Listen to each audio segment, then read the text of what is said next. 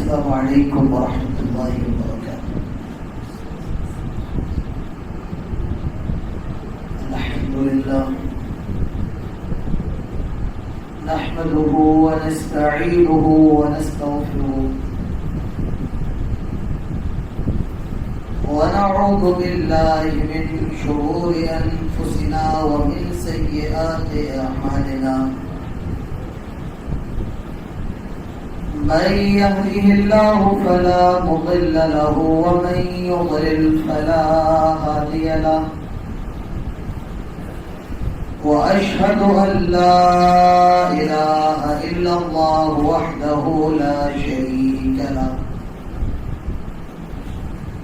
وأشهد أن محمدا عبده ورسوله، أما بعد فإن خير الحديث كتاب الله، وخير الهدي هدي محمد صلى الله عليه وسلم، وشر الأمور محدثاتها وكل محدثة بدعة، وكل بدعة ضلالة، وكل ضلالة في النار۔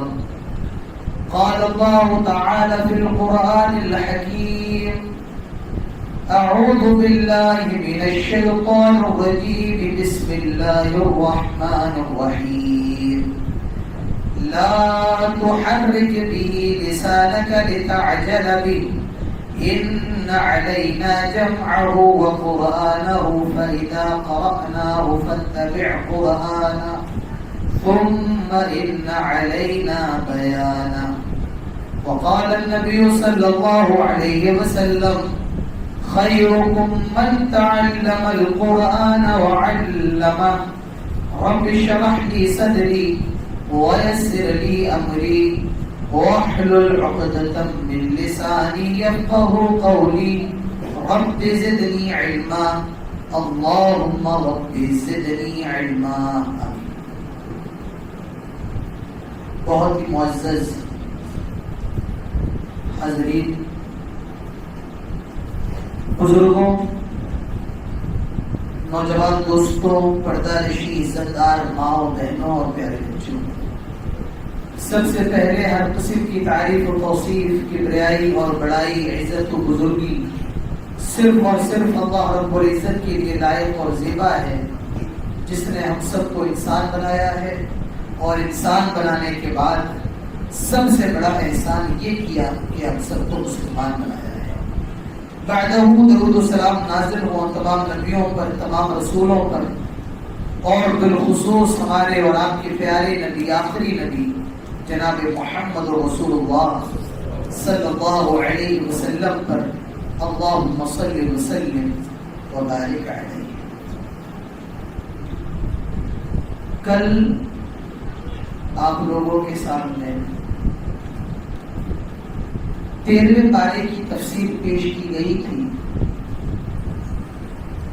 اور 13ویں پارے میں بھی کچھ صفحات باقی تھے، تقریباً آدھا پارہ باقی رہ گیا تھا، تو جو بچا ہوا آدھا پارہ تھا 13واں، اس کو آپ کے سامنے آج بیان کیا جائے گا، اور اس کے ساتھ ساتھ 14ویں پارے کی بھی تفسیر آپ لوگوں کے سامنے بیان کی جائے گی۔ اللہ تعالیٰ سے دعا ہے وہ ہم سب کو کہنے اور سننے کے ساتھ سب سے پہلے تو سمجھنے کی توفیق نصیب فرمائے، اور اس کے بعد عمل کرنے کی توفیق نصیب فرمائے۔ سورۃ رعد شروع ہو رہی ہے۔ اللہ تعالیٰ اپنی قدرت کو بیان کر رہا ہے۔ اللہ الذی رفع السماوات بغیر عمد ترونها ثم استوى على العرش وسخر الشمس والقمر كل يجري لأجل مسمى۔ ہم اور آپ جب اپنا گھر بناتے ہیں تو اس گھر کے اندر ستون ضرور بناتے ہیں، کہیں ہماری چھت گر نہ جائے۔ مسجد میں بھی کھمبے بنے ہوئے ہیں، گھروں میں بھی کھمبا بناتے ہیں۔ اللہ تعالیٰ فرماتا ہے ہم نے زمین کو بنایا، آسمان کو بنایا، اور کیسے بنایا؟ بغیر عمد ترونها، ایک کھمبا تمہیں نظر نہیں آئے گا، ایک کھمبا تمہیں نظر نہیں آئے گا۔ اور وسخر وسخر الشمس والقمر كل يجري لأجل مسمى. چاند بھی گھوم رہا ہے، مہینے بھر گھومتا ہے، سورج سال بھر گھومتا ہے، اور یہ دونوں چیزیں اپنے اپنے مدار میں گھوم رہی ہیں لیکن کبھی ٹکراتی نہیں ہے. تو یہ اللہ تعالیٰ کی قدرت ہے.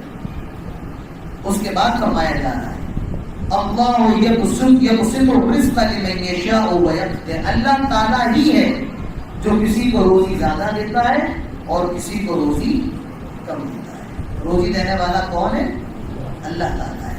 وہ جس کو چاہے زیادہ دیتا ہے اور جس کو چاہے کم دیتا ہے. اس کے بعد کہا جا رہا ہے الذی آمنوا وتطمئن قلوبهم بذکر اللہ الا بذکر اللہ تطمئن القلوب. ہم سب کہتے ہیں کہ ہمارا دل بہت گھبرا رہا ہے، مجھے بہت زیادہ تکلیف ہو رہی ہے، میں بے قرار ہوں، مجھے قرار نہیں مل رہا ہے، مجھے سکون نہیں مل رہا ہے. اللہ تعالیٰ فرماتا ہے سکون یہاں ملے گا کس چیز میں؟ الا بذکر اللہ. آئے مسلمانوں جان لو، آئے دنیا کے لوگوں کا خبر ہو جاؤ، الا بذکر اللہ تطمئن القلوب. اللہ کے ذکر کے اندر دلوں کو سکون ملتا ہے، دلوں کو اطمینان ملتا ہے. سکون کہاں ملے گا؟ اللہ کے ذکر. آج دنیا کتنی بھی کہتی رہے کہ گانوں کے اندر سکون ہے، میوزک کے اندر لذت ہے. میرے بھائیوں دنیا غلط ہو سکتی ہے لیکن اللہ تعالیٰ کا فرمان غلط نہیں ہو سکتا. سکون، تسلی، اطمینان کہاں ملے گا؟ الا بذکر اللہ تطمئن القلوب. اللہ تعالیٰ کے ذکر میں سکون ہے. اس کے بعد فرمایا جا رہا ہے پھر جہنم کا نقشہ کھینچا گیا. جہنم کے اندر آگ کا عذاب ہے، پینے کے لیے کیا ملے گا؟ گرم پانی بھی ملے گا اور وَيُسْقَى مِن مَّاءٍ صَدِيدٍ. جہنمیوں کے جسموں سے نکلنے والا خون اور مواد پسینہ ان کی جو چمڑی گلے گی، جو پانی نکلے گا، ان ساری چیزوں کو ملا کر کے ایک مشروب بنایا جائے گا جسے صدید کہا جاتا ہے. وَيُسْقَى مِن مَّاءٍ صَدِيدٍ. جہنمیوں کو جہنم کے اندر صدید پلایا جائے گا. چل رہے ہوں گے، مر رہے ہوں گے. میرے بھائیوں اللہ تعالیٰ فرماتا ہے وَيَأْتِيهِ الْمَوْتُ مِن كُلِّ مَكَانٍ وَمَا هُوَ بِمَيِّتٍ. ہر طرف سے موت آئے گی لیکن جہنمی مریں گے نہیں. جہنم کے اندر عذاب کا مزہ چلیں گے، کھولتا پانی پیئیں گے، گرم پانی پیئیں گے، صدید پیئیں گے، تینت الخبال پیئیں گے، لوگوں سے کے جسموں سے نکلنے والا پیئیں گے، مواد پیئیں گے. لیکن کیا ہوگا؟ وما هو بمیت، مریں گے نہیں. جہنم کے داروغہ سے کہیں گے یا مالک لیقضی علینا ربک. آئے جہنم کے فرشتے اللہ تعالیٰ سے کہو ہمیں مار دے، ہمارا قصہ ختم کر دے، اب ہمیں موت دے دے. قال انکم ماکثون. وہ کہے گا نہیں تمہیں موت نہیں آ سکتی ہے. آئے جہنمیوں تم مرو گے نہیں، جہنم کے اندر رہو، اب تمہیں کبھی جہنم کے اندر موت نہیں آئے گی. اللہ تعالیٰ فرماتا ہے ہر طرف سے موت آئے گی. وما هو بمیت، لیکن وہ جہنم کے اندر مرے گے نہیں. جہنمی اللہ سے دعائیں کریں گے اللہ موت دے دے. اللہ فرماتا ہے کہ جہنم میں جہنمیوں کو موت نہیں، جنت میں بھی موت نہیں ہے اور جہنم میں بھی موت نہیں. اس کے بعد فرمایا جا رہا ہے حضرت ابراہیم علیہ السلام جب اپنے چھوٹے سے بیٹے اسماعیل اور اپنی بیوی ہاجرہ کو جب مکے کی وادی میں چھوڑ کر کے گئے تو اس کے بعد کچھ دعائیں کرنا ہے. اللہ تعالیٰ حضرت ابراہیم کو حکم دیتا ہے ابراہیم تمہارا جو بیٹا ہے اسماعیل جو ابھی چند مہینوں کا ہے اور تمہاری بیوی ہاجرہ، ایسا کرو دونوں لوگوں کو بیابان صحرا میں چھوڑ کر کے آ جاؤ، ایک بیابان میدان میں چھوڑ کر کے آ جاؤ جہاں پانی کا کوئی دشمن نہیں ہے، اس میدان میں کبھی کھیتی نہیں ہو سکتی ہے. حضرت ابراہیم علیہ السلام نے اپنی بیوی کو لیا اور اپنے بچے کو لیا، ایک بیابان صحرا میں لے کر کے آ گئے اور چھوڑ کر جانے لگے. بیوی نے دیکھا یہ کیا ماجرا ہے، ابراہیم میرے شوہر مجھے یہاں پر چھوڑ کر کیسے جا رہے ہو، اپنے بچے کو بھی چھوڑ کر اپنی بیوی کو چھوڑ کر کیسے جا رہے ہو. میرے بھائی اللہ تعالیٰ نے ہر موقع پر حضرت ابراہیم علیہ السلام کا امتحان دیا. ابھی آگے میں آپ کو بتاؤں گا کہ اس بیٹے کو اللہ نے حکم دیا ابراہیم کو اس بیٹے کو ذبح کرو. یہ حضرت ابراہیم کی زندگی کا سب سے بڑا امتحان. پہلی بات تو یہ تھی کہ ابراہیم علیہ السلام السلام کی کوئی اولاد نہیں تھی، کوئی بیٹا نہیں تھا، کوئی بیٹی نہیں. بہت دعائیں کرنے کے بعد اللہ نے ایک بیٹے سے نوازا. اس بیٹے کا کیا نام تھا؟ اسماعیل. کیا نام تھا؟ اللہ نے کہا اس بیٹے کو بیابان صحرا میں چھوڑ کر کے آؤ اور اپنی بیوی کو بھی چھوڑ کر کے آؤ. تھوڑا سا پانی کچھ ستو وغیرہ لے کر اپنی بیوی کو چھوڑ کر اپنے بیٹے کو چھوڑ کر وہاں سے جا رہے ہیں. حضرت حاجرہ کہتی ہیں آئے میرے سرتاج ابراہیم مجھے یہاں پر چھوڑ کر کہاں جا رہے ہو؟ اپنے بچے کو چھوڑ کر کہاں جا رہے ہو؟ حضرت ابراہیم علیہ السلام نے جواب نہیں دیا. وہ آگے جا رہے ہیں. حضرت حاجرہ دوبارہ آواز لگاتی ہیں آئے ابراہیم کہاں چھوڑ کر کے جا رہے ہو؟ لیکن حضرت ابراہیم نے پھر کوئی جواب نہیں دیا. تیسری مرتبہ بات لگائی آئے میرے سرتاج، آئے میرے شوہر ابراہیم مجھے چھوڑ کر کے کہاں جا رہے ہو؟ حضرت ابراہیم نے پھر کوئی جواب نہیں دیا. ایک نیک عورت ہوتی کیسی ہے، ایک نیک بیوی ہوتی کیسی ہے جو شوہر کی خاموشی کو بھی سمجھنے والی ہو. حضرت حاجرہ سمجھ جاتی ہے، کہنے لگی اللہ امرک بہذا، آپ جو اپنی بیوی اور بچے کو چھوڑ کر کے جا رہے ہیں کہ اللہ تعالیٰ نے آپ کو اس کام کا حکم دیا ہے. حضرت ابراہیم نے اپنا سر ہلایا. حضرت حاجرہ فرماتی ہے آئے ابراہیم اگر یہ ماجرا ہے تو آپ بڑے شوق سے جائیے. آئے ابراہیم اگر یہ بات ہے تو بڑے شوق سے جائیے. آپ اللہ کے اوپر بھروسہ کر کے چھوڑ کر کے جا رہے ہیں. اللہ نے اگر آپ کو اس کام کا حکم دیا ہے تو آپ بڑے شوق سے جائیے. اب اللہ تعالیٰ ہماری مدد کرنے والا ہے، اب اللہ تعالیٰ ہمارا محافظ ہے، اب اللہ تعالیٰ ہمارا نصیر ہے، اب اللہ تعالیٰ ہمارا مددگار ہے. حضرت ابراہیم وہاں پر کچھ دعائیں کرتے ہیں. وَإِذْ قَالَ إِبْرَاهِيمُ رَبِّ اجْعَلْ هَذَا الْبَلَدَ آمِنًا. حضرت ابراہیم دعا کر رہے ہیں آئے اللہ میں اپنے بیوی اور اپنے بچے کو جس جگہ پر چھوڑ کر کے جا رہا ہوں، آئے اللہ اس کو تو امن والا شہر بنا دے. اللہ تو اس کو شانتی والا شہر بنا دے.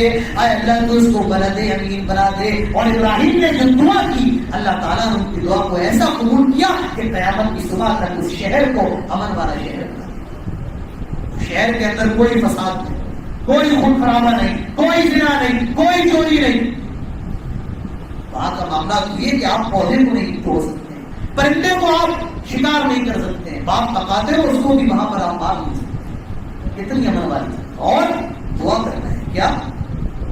رب اجعلنی مقیم الصلاۃ ومن ذریتی ربنا وتقبل دعاء.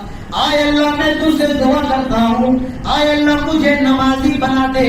ومن ذریتی، آئے اللہ میری اولاد کو نمازی بنا دے. ربنا وتقبل دعاء، آئے اللہ میں تجھ سے یہ بھی دعا کر رہا ہوں میں نے جو تجھ سے دعائیں کی ہیں دعاؤں کو بھی قبول فرما لے. معلوم یہ چلا آج بھی پہلے اپنے لیے دعا کریں پھر اپنی اولاد کے لیے دعا کریں. اس سے یہ بھی معلوم چلا پہلے آپ بھی گناہوں سے بچے پھر اپنی اولاد کو گناہوں سے بچائے. جب تک باپ غلطیوں سے نہیں بچے گا اولاد نہیں بچ پائے. باپ کہتا ہے کہ ہم نے تو کبھی اپنی اولاد کو سگریٹ پینا نہیں سکھایا، کبھی تمباکو کھانا نہیں سکھایا، لیکن بھائی آپ تو کھاتے ہیں نا، آپ تو پی رہے ہیں نا، تو آپ کو لے کر کے آپ کا بیٹا بھی سیکھ رہا ہے. پہلے خود صحیح ہو بعد میں اپنی اولاد کو صحیح بناؤ. معلوم یہ چلا کہ آدمی اپنے لیے پہلے دعا کرے اور پھر اپنی اولاد کے لیے ضرور دعا کرے. اور ایک نقطہ اور بڑا پیارا نقطہ لے کر کے جاؤ گی. دعا کرنے کے بعد ایک دعا اور کرے. وہ کیا کرے؟ اللہ کی جو دعائیں میں نے کی ہیں میری دعاؤں کو قبول فرمائے. کیا دعا کرے؟ پہلے ساری دعائیں کرتی اللہ اس شہر کو امن والا شہر بنا دے، میری اولاد کو نمازی بنا، مجھے نمازی بنا. ربنا وتقبل دعاء، اللہ جتنی میں نے تجھ سے دعائیں کی ہیں اللہ میری دعا کو قبول فرما. معلوم کی چلا جب آپ ہاتھ اٹھائیں اللہ سے خوب جو آپ کی اپنی ضرورتیں ہیں خوب دعائیں کریں. اس کے بعد یہ ضرور ہے اللہ میں نے تجھ سے جو دعا کی ہے اللہ میری دعا کو قبول فرما. یہ دعا کرنے کا ادب بتایا جائے. اس کے بعد اب یہ 13واں پارہ ختم ہو گیا، اب 4تھے پارے کی شروعات ہوئی. فرمایا جا رہا ہے دیکھو جب جنتی جنت میں چلے جائیں اور جہنمی جہنم میں جا رہے ہو، جنتی جنت میں جا رہے ہیں سلام کر رہے ہیں فرشتے السلام علیکم آئیے بھائی بالکل تم خالدین ہو جاؤ جنت میں داخل. اب کبھی تمہیں جنت سے نکالا نہیں جائے. اور جہنمیوں کو مارا جا رہا ہے، پیٹا جا رہا ہے، گھسیٹا جا رہا ہے. وَسِيقَ الَّذِينَ كَفَرُوا إِلَىٰ جَهَنَّمَ زُمَرًا، گھسیٹ کر کے جہنم کے دروازے پہ لایا جا رہا ہے. تو کیا ہوگا؟ جہنمی کی خواہش کریں گے، تمنا کریں گے کیا؟ رُبَمَا يَوَدُّ الَّذِينَ كَفَرُوا لَوْ كَانُوا مُسْلِمِينَ. جب جہنمی جنتیوں کو جنت میں جاتا ہوا دیکھیں گے اور جنت کے بڑے بڑے دروازوں کو دیکھیں گے، ان کا استقبال بھی ہو رہا ہے، فرشتے ان کا ویلکم بھی کر رہے ہیں. وہ جب جنتیوں کے اہل اور ان کے موج مستی کو دیکھیں گے تو جہنمی دعا کریں گے، خواہش کریں گے، ربما یود الذین کفروا لو کانوا مسلمین، کاش ہم بھی مسلمان ہوتے، کاش ہم نے اللہ کی آیتوں کو نہ جھٹلایا ہوتا، کاش ہم نے قرآن و حدیث کو نہ جھٹلایا ہوتا، کاش ہم نے دین پر عمل کیا ہوتا. لو کانوا مسلمین، کاش دنیا کے اندر ہم مسلمان ہوتے. معلوم کی طرح میرے بھائیو، آپ مسلمان ہیں، یہ اللہ تعالیٰ کی آپ کے اوپر سب سے بڑی نعمت ہے. نعمت اسلام یہ اللہ کی سب سے بڑی نعمت ہے. قیامت کے دن کافر افسوس کریں گے، کاش ہم مسلمان ہوتے، کاش ہم اسلام کے ماننے والے. اس کے بعد دنیا کے اندر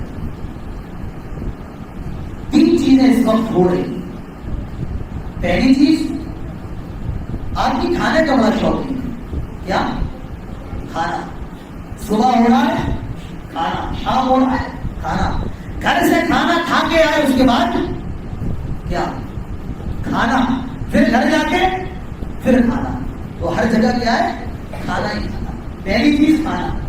دوسری چیز وَيَتَمَتَّعُ، چلو صاحب چھٹی ہے وہ بھی ٹہل کے آتے ہیں، چھٹی ہے بمبئی جاتے ہیں، انجوائے کر کے آتے ہیں، موج مستی کر کے آتے ہیں. اور تیسری چیز فیوچر پلاننگ، مستقبل میں کیا کریں گے، میرا فیوچر کیسا ہو. اللہ تعالیٰ ان تینوں چیزوں کے بارے میں بتاتا ہے. کیا؟ ذَرْهُمْ يَأْكُلُوا وَيَتَمَتَّعُوا وَيُلْهِهِمُ الْأَمْرُ فَسَوْفَ يَعْلَمُونَ. آئے نبی، یہ لوگ کافروں کے بارے میں فرمایا جا رہا ہے، یہ لوگ بس کھانے کے بارے میں سوچتے رہتے ہیں، بس کھائیں پیئیں اور انجوائے کریں، موج مستی کریں. وَيُلْهِهِمُ الْعَمَلُ، اور فیوچر کی تیاری کریں. آئے نبی، آپ ان کو ان کے حال پر چھوڑ دیں. فَسَوْفَ يَعْلَمُونَ، ان قریب ہم ان کو بتا دیں گے، ان قریب ہم ان کے اوپر اپنا عذاب نازل کریں گے. دیکھیں، کھانا کوئی بری چیز نہیں ہے، کھانا کوئی بری چیز نہیں. اللہ کے رسول بھی کھاتے تھے، ہم سب کھاتے ہیں، لیکن حد سے زیادہ کھانا، پیٹ بھرنے کے بعد بھی کھانا یا کھا کے ہی رہنا، اس کو اسلام پسند نہیں فرماتا. اللہ کے نبی فرماتے ہیں من حسن اسلام المرء ترکہ ما لا یعنی، سب سے بہترین مسلمان وہ ہے جو لا یعنی چیزوں کو، ایکسٹرا چیزوں کو چھوڑ. کھائیے جتنی ضرورت ہو اتنا کھائیے، زیادہ نہیں کھائیے. بولیے جتنی ضرورت ہے اتنا بولیے. کچھ لوگ ایسے بیچارے بولتے رہتے ہیں، سامنے والا پریشان رہتا ہے، کب ان کا بریک لگے تو میں بولنا شروع کروں. کچھ لوگ ہیں وہ ہنستے رہتے ہیں، بھائی لوگ پریشان ہیں ابھی چپ ہو جائیں. تو کوئی چیز اسلام کے اندر ایسی نہیں ہے کہ وہ غلط ہو. کھانا پینا ہنسنا، اللہ کے رسول بھی ہنستے تھے، اللہ کے رسول بھی پیتے تھے، اللہ کے رسول بھی کھاتے تھے، ہنستے تھے، مسکراتے تھے. لیکن حد سے زیادہ کوئی چیز کرنا یہ اسلام کے اندر ناپسند ہے. تو کھانا کوئی بری چیز ہے لیکن لمیٹڈ ہے. وَيَتَمَتَّعُوا، انجوائے، عیش، موج مستی، یہ بھی اسلام کی نظر میں کوئی بری چیز نہیں ہے، لیکن جتنی ضرورت ہے اتنا کیجیے. اور فیوچر پلاننگ، ہمیں مستقبل میں کیا کرنا ہے، اسلام اس سے بھی نہیں روکتا ہے، لیکن آپ فیوچر کے آگے، کھانے پینے کے آگے اور زندگی کی موج مستی کے آگے آپ اللہ تعالیٰ کو نہ بھول جائیں، آپ آخرت سے غافل نہ ہو جائیں. بس اکبر الہ آبادی کا وہ شعر ہے، تم شوق سے کالج میں پڑھو، پارک میں گھومو، جائے جب غباروں میں اڑو، چرخ پہ جھولو، پر یہ سخن بندے عاجز کی ہے یار، اب اللہ کی اور اپنی حقیقت کو نہ بھولو. تو آپ دنیا کما سکتے ہیں، آپ دنیا کے اندر موج مستی کر سکتے ہیں، لیکن دو شرطیں ہیں. پہلی شرط تو یہ ہے کہ راستہ حلال ہونا چاہیے، اور دوسری شرط ہے کہ آپ دنیا کے آگے اللہ تعالیٰ کو نہ بھول جائیں. اس کے بعد کہا جا رہا ہے، یہ آیت آپ لوگوں نے بہت سنی. اللہ تعالیٰ فرماتا ہے اِنَّا نَحْنُ نَزَّلْنَا الذِّكْرَ وَإِنَّا لَهُ لَحَافِظُونَ. اللہ تعالیٰ نے یہ قرآن کو نازل کیا ہے اور اللہ تعالیٰ یہ قرآن کی حفاظت کی ذمہ داری لیتا ہے. زبور بھی اللہ نے نازل کی, انجیل بھی اللہ نے نازل کی, تورات بھی اللہ تعالیٰ نے نازل کی, لیکن ان کی حفاظت کی ذمہ داری نہیں لی. کن کے اوپر کی ذمہ داری؟ فرمایا ان کے جو علماء ہیں, بنی اسرائیل کی جو علماء, ان کے اوپر ان کتابوں کی حفاظت کی ذمہ داری تھی, لیکن کتابوں کے احکام بدل دیے گئے, ان کتابوں کی آیتیں بدل دی گئی. لیکن قرآن واحد ایک ایسی کتاب ہے میرے بھائیوں جس کی ذمہ داری اللہ تعالیٰ نے دی ہے. جیسی اللہ تعالیٰ نے نازل کی ہے قیامت کی صبح تک ویسی رہے گی. ایک حرف بھی نہیں بدل سکتا ہے, ایک نقطہ بھی نہیں بدل سکتا ہے, ایک شوشہ بھی نہیں بدل سکتا ہے. کیوں؟ اس کا اتارنے والا خود اس کی حفاظت کی ذمہ داری لے رہا ہے. اور اللہ نے ایسی حفاظت اس کتاب کی فرمائی, صرف کاغذوں پر نہیں, اللہ نے حافظ قرآن کی سینوں کے اندر بھی اس کتاب کو محفوظ کر دیا. 1000 حافظ قرآن بیٹھے ہوئے ہوں اور ایک حافظ قرآن کی تلاوت شروع کر دے اور ایک آیت نقل پڑھی کر دے یا ایک حرف بھول جائے, 999 حافظ قرآن اس کو وہی پر ٹوک دیں گے کہ تم نے یہ آیت غلط پڑھی ہے یا اس آیت کے اندر مسٹیک ہو گئی ہے, آپ یہ آیت بھول گئے ہیں. اللہ نے ایسی حفاظت کی ہے کہ حافظ قرآن کی سینوں کے اندر اس کو محفوظ کر دیا ہے. ہم نے اس قرآن کو اتارا ہے اور اس کی حفاظت کی ذمہ داری ہم نے. اب ایک نقطہ میں آپ کو بتا رہا ہوں کہ لے کر کے جاؤ. اللہ نے کس کی حفاظت کی ذمہ داری لی ہے؟ بولو. مسلمانوں کی حفاظت کی ذمہ داری لی. بولتے کیوں نہیں؟ 5 کلو کی گردن مت پھیلنا ہے آپ, محض 200 گرام کی زبان ہلاتے کافی ہے. کس کی حفاظت کی ذمہ داری لی؟ اور مسلمانوں کی حفاظت کی ذمہ داری اللہ نے نہیں لی.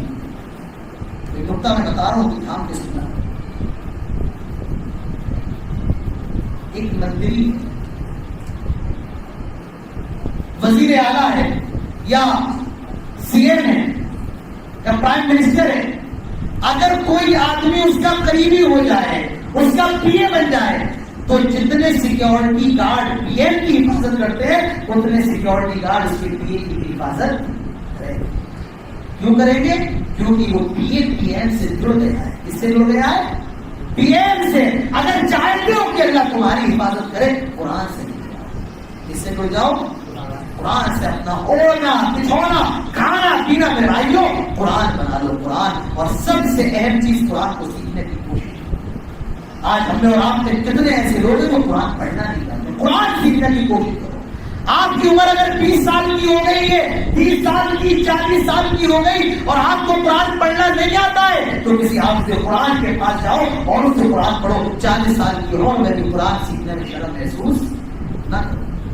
40 سال کی عمر میں جب کمانے میں شرم محسوس نہیں کرتے ہو, گاڑی کے نیچے لیٹ کر اس کا پنچر بنانے میں شرم محسوس نہیں کرتے ہو, تو اللہ کی کتاب کو سیکھنے میں شرم کیوں میرے بھائیوں؟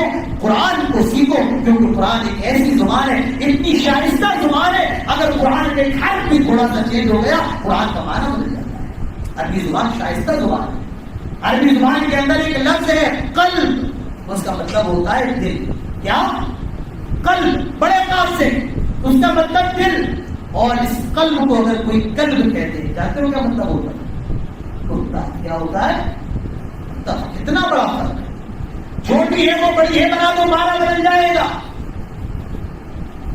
قرآن سیکھو, کسی حافظ قرآن کے پاس جاؤ, قرآن سیکھو. اپنی زندگی میں ہر روز آدھا گھنٹہ کم سے کم قرآن سیکھنے کے لیے دے دو, اگر آپ کو قرآن پڑھنا نہیں آتا ہے. تو اللہ تعالیٰ فرماتا ہے اس قرآن کو ہم نے نازل کیا اور اس کی حفاظت کی ذمہ داری بھی ہم نے. اس کے بعد وَإِن مِّن شَيْءٍ إِلَّا عِندَنَا خَزَائِنُهُ وَمَا نُنَزِّلُهُ إِلَّا بِقَدْرٍ مَّعْلُومٍ. اللہ تعالیٰ فرماتا ہے دنیا کے جتنے خزانے ہیں ان سب کی چابی ہمارے پاس ہے. بارش کب برسانا ہے, آندھی کب بھیجنا ہے, طوفان کب بھیجنا ہے, بیٹا کسے دینا ہے, بیٹی کسے دینا ہے, کسے مالدار کرنا ہے, کسے غریب کرنا ہے, کسے جوان کرنا ہے, کسے بوڑھا کرنا ہے, کسے زندگی دینا ہے, کسے موت دینا ہے, کسے خوشحال کرنا ہے, کسے تنگحال کرنا ہے. اللہ تعالیٰ فرماتا ہے ان سارے خزانوں کی چابی ہمارے پاس ہے. وَمَا نُنَزِّلُهُ إِلَّا بِقَدْرٍ مَّعْلُومٍ. اور میرے بھائیو یہ بھی یاد رکھو, ایک نقطہ اللہ تعالیٰ بتا رہا ہے, إِلَّا بِقَدْرٍ مَّعْلُومٍ. ہوں تمہیں اتنا ہی ملے گا. تمہیں جتنی بھی محنت کرنا ہے کر لو لیکن تمہیں اتنا ہی ملنے والا ہے. الا بقدر معلوم, جتنا اللہ تعالیٰ نے تمہاری تقدیر کے اندر لکھ دیا ہے.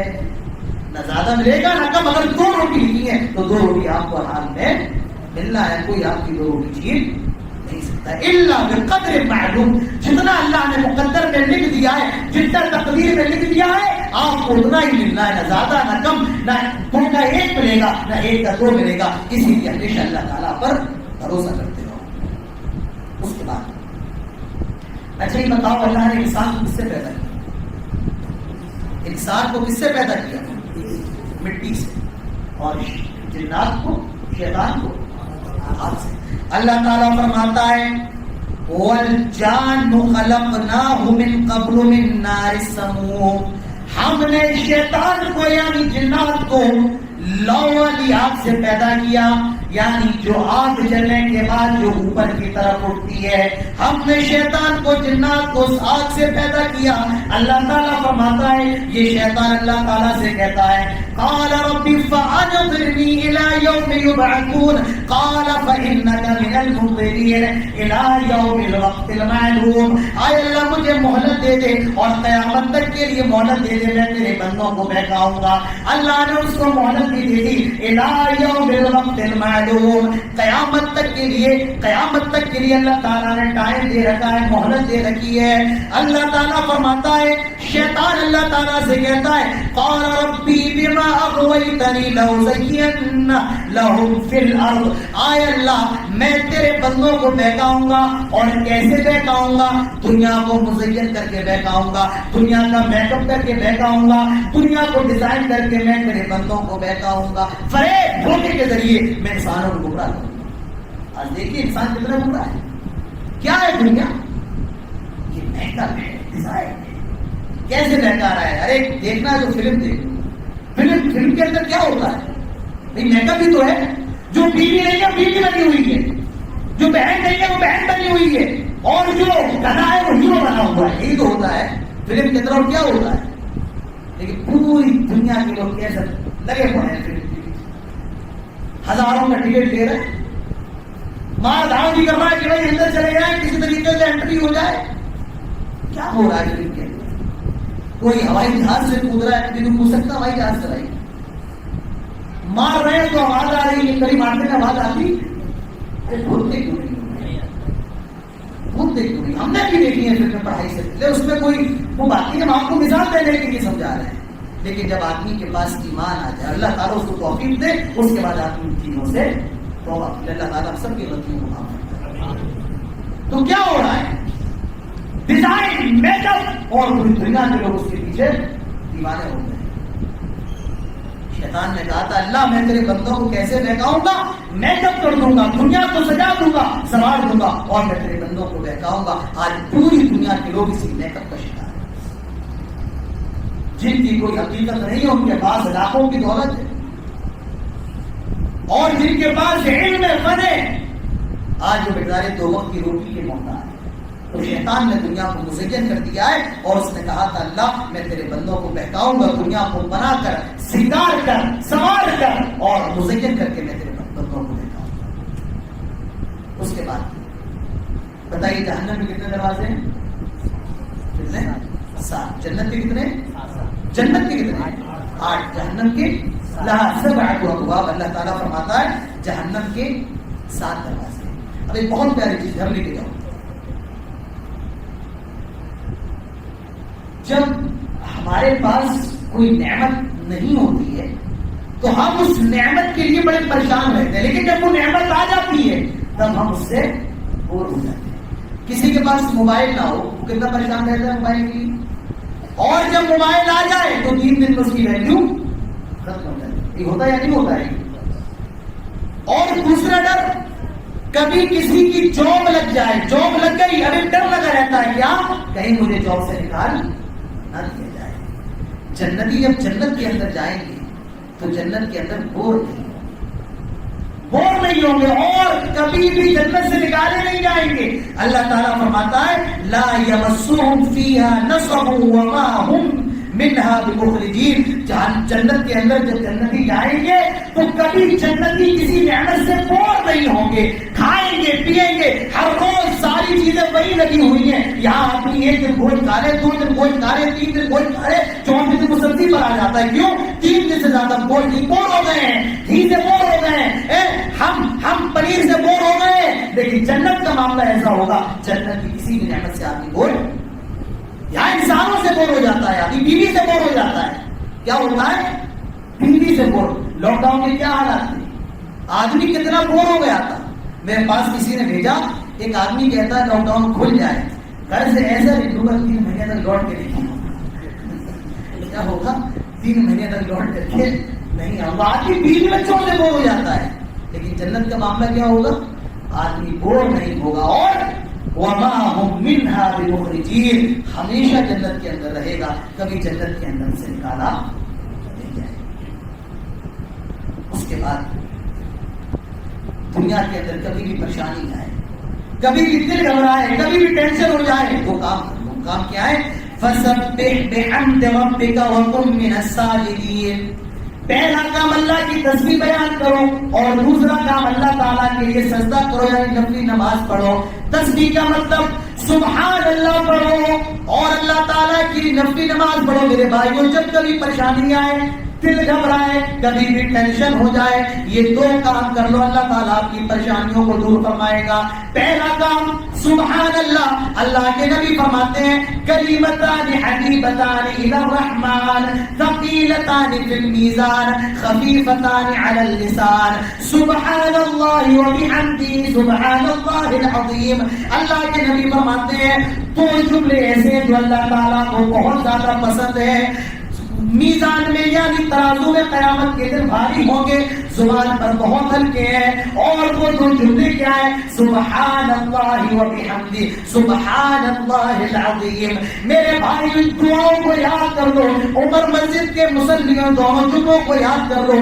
چلتے پھرتے اٹھتے بیٹھتے ان دونوں جملوں کو پڑھتے رہا کرو، اس دعا کو پڑھتے رہا کرو. سبحان اللہ وبحمدہ سبحان اللہ العظیم. جب کبھی پریشانی آئے اللہ کی تسبیح بیان کرو اور اللہ کے لیے سجدہ کرو، یعنی نفلی نماز پڑھو.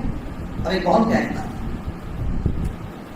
فرمایا جا رہا ہے والخیل والبغال والحمیر لترکبوها وزینہ. اللہ تعالیٰ نے خچر کو پیدا کیا، اللہ تعالیٰ نے گدھے کو پیدا کیا، اللہ تعالیٰ نے گھوڑے کو پیدا. اچھا خچر کیا ہوتا ہے؟ بہت بڑا ہے. گدھے سے گھوڑے سے چھوٹا اور خچر سے تھوڑا بڑا ہے. گدھے سے بڑا اور خچر سے تھوڑا چھوٹا ہوتا ہے. گھوڑے سے چھوٹا اور گدھے سے تھوڑا اونچا ہوتا ہے. وہ کیا ہوتا ہے؟ خچر ہوتا ہے. اللہ نے 3 جانوروں کا نام دیا، گھوڑا، خچر اور گدھا. 2 حرام ہے اور 1 کا کھانا حلال ہے. گھوڑا کھانا حلال ہے، اگر آپ کھانا چاہیں تو وہ ظاہر کا نہیں. شریعت نے گھوڑے کو حلال قرار دیا، اور گدھا کھانا اور خچر کھانا یہ حرام ہے. فرمایا جا رہا ہے کہ گھوڑا، خچر اور اونٹ اور گدھا یہ اللہ نے کس لیے بنایا؟ لترکبوها، تمہاری سواری کے لیے بنایا. وزینہ، اور تمہاری خوبصورتی کے لیے بنایا. آدمی جب گھوڑے پہ بیٹھتا خوبصورت نظر آتا ہے، بدصورت آدمی بھی گھوڑے پہ خوبصورت نظر آتا ہے. گھوڑا خوبصورتی کے علامت ہے. اللہ تعالیٰ فرماتا ہے ہم نے گھوڑا، خچر اور گدھا اس لیے بنایا تاکہ تم اس پر سوار ہو، یہاں سے وہاں سفر کر سکو.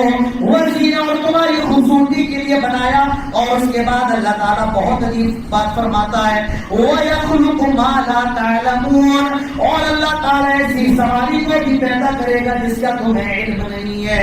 اللہ تعالیٰ آج سے 1400 سال پہلے کہہ رہا ہے ہم نے گھوڑوں کو، خچر کو، گدھوں کو بنایا تاکہ تم اس پر سواری کرو. وَيَخْلُقُ مَا لَا تَعْلَمُونَ، اور ہم ایسی سواریاں اور بنانے والے ہیں جس کا تمہیں علم بھی نہیں ہے. معلوم یہ چلا ہوائی جہاز کا تصور قرآن مجید کے اندر موجود ہے.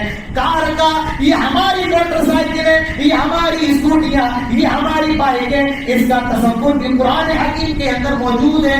اللہ تعالیٰ فرماتا ہے وَيَخْلُقُ مَا لَا تَعْلَمُونَ، ہم ایسی چیزوں کو پیدا کریں گے، ایسی سواریوں کو پیدا کریں گے جس کا تمہیں بھی علم نہیں ہے، اور اللہ جانے آگے چل کے کیسی کیسی سواریاں آنے والی ہیں، کیسی کیسی سواریاں آنے والی ہیں۔ یہ اس کا علم صرف اور صرف اللہ کے پاس ہے۔ اب ایک بہت بہترین بات، علامہ ابن القیم ایک بہت اچھی بات کہتے ہیں، میں تو حیران ہو گیا اب تک، اتنی بڑی باتیں صرف بڑے لوگ کر سکتے ہیں، ہم جیسے چھوٹے لوگ نہیں کر سکتے۔ امام ابن القیم فرماتے ہیں کہ اللہ کے نبی فرماتے ہیں السفر قطعۃ من العذاب، سفر جو ہے یہ عذاب کا ایک ٹکڑا ہے۔ کیا ہے؟ آدمی کتنا بھی اچھا سفر کر لے، فرسٹ کلاس کا سفر کر لے، لیکن سفر ہوتا ہے، سفر میں تکلیف ہوتی ہے۔ آدمی ٹرین سے چلا جائے، فرسٹ کلاس کا ٹکٹ لے لے، فرسٹ کلاس اے سی میں سفر کرے، لیکن گھر آئے گا تو اس کو آرام کرنا ہے۔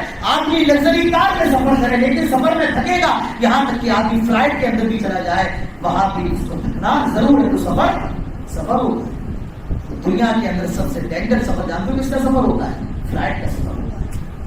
فلائٹ کا آدمی کیا ہے؟ وہ تو موت کا لقمہ بنا ہوا ہے، اڑ رہا ہے، موت کا لقمہ ہے، وہاں کوئی بھاگنے کی جگہ نہیں ہے۔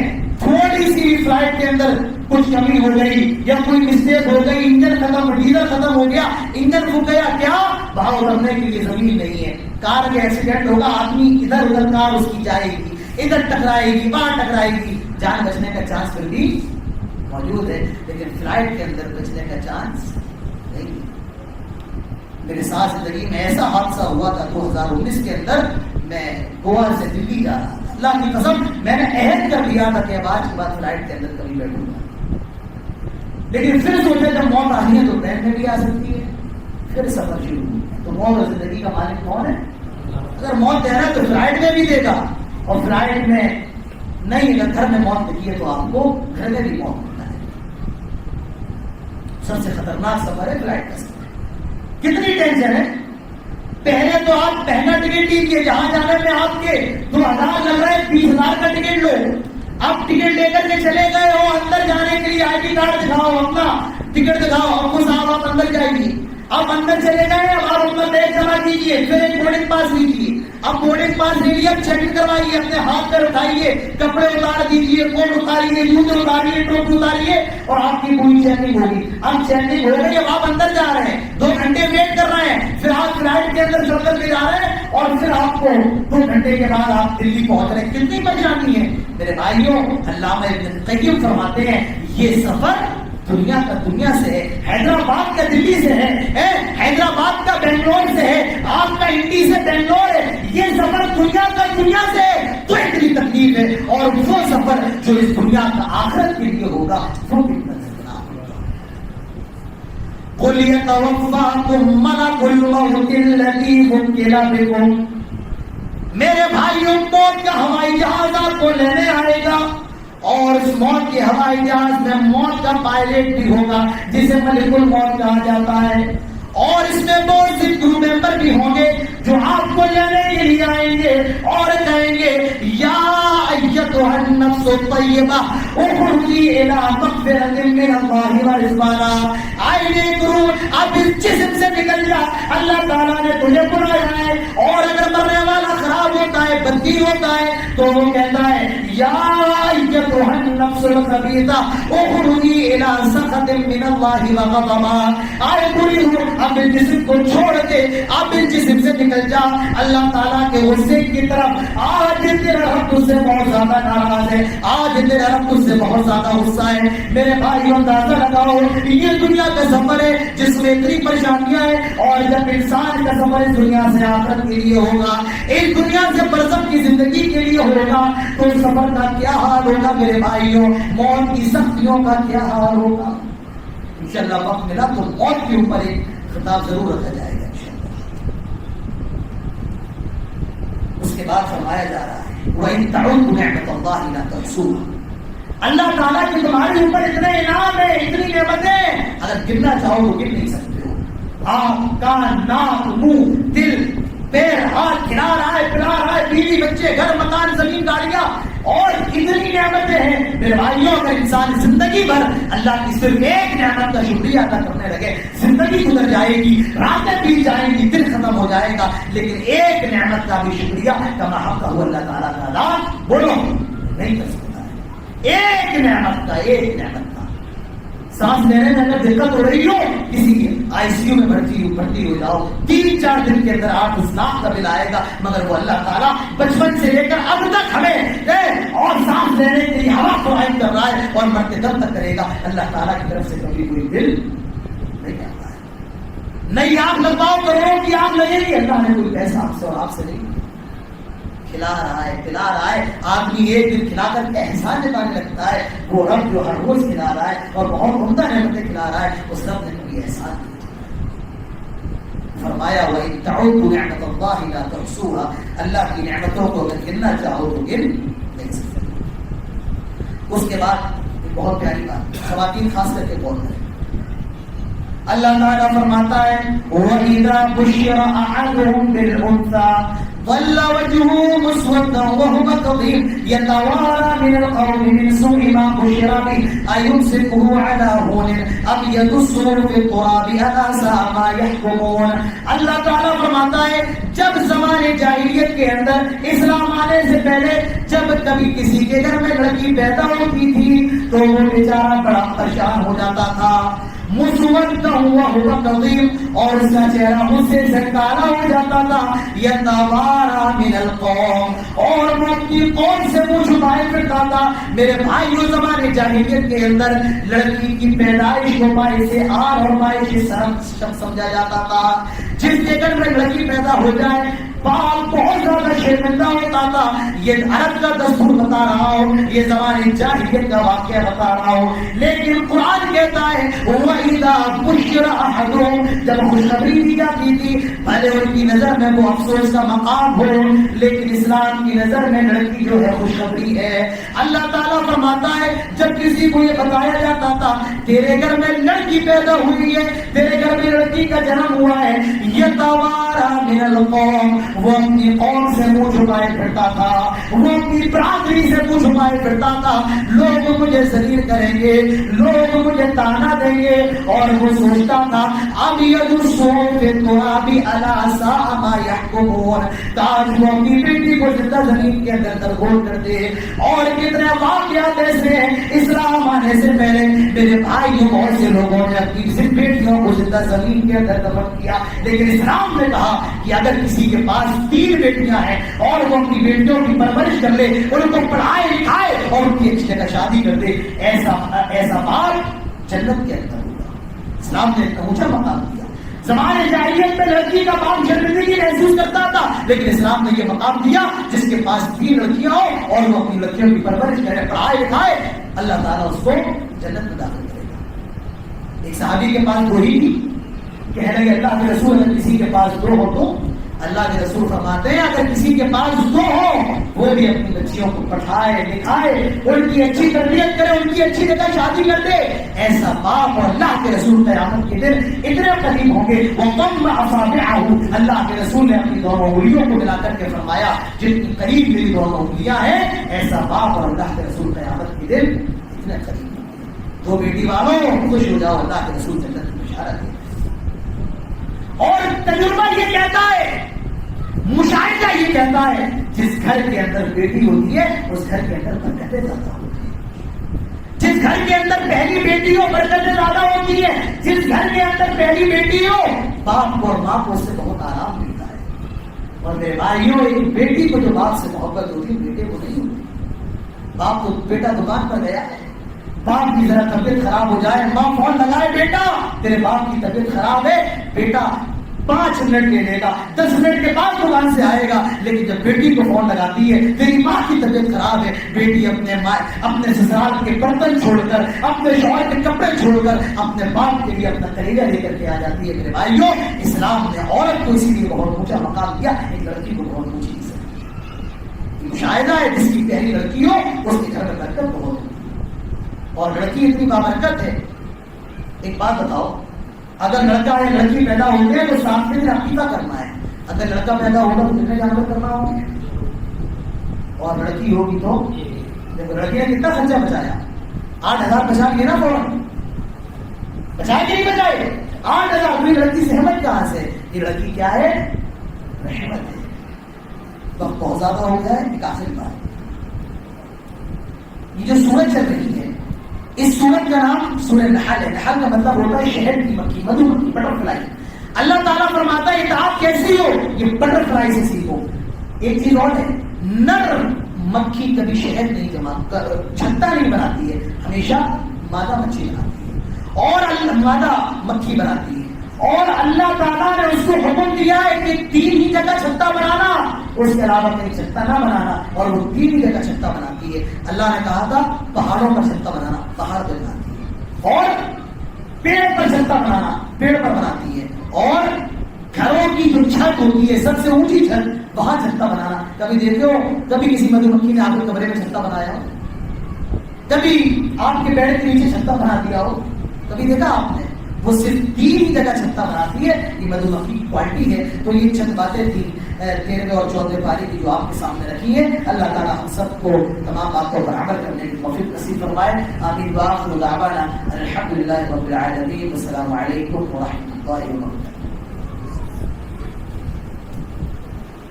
وبرکاتہ.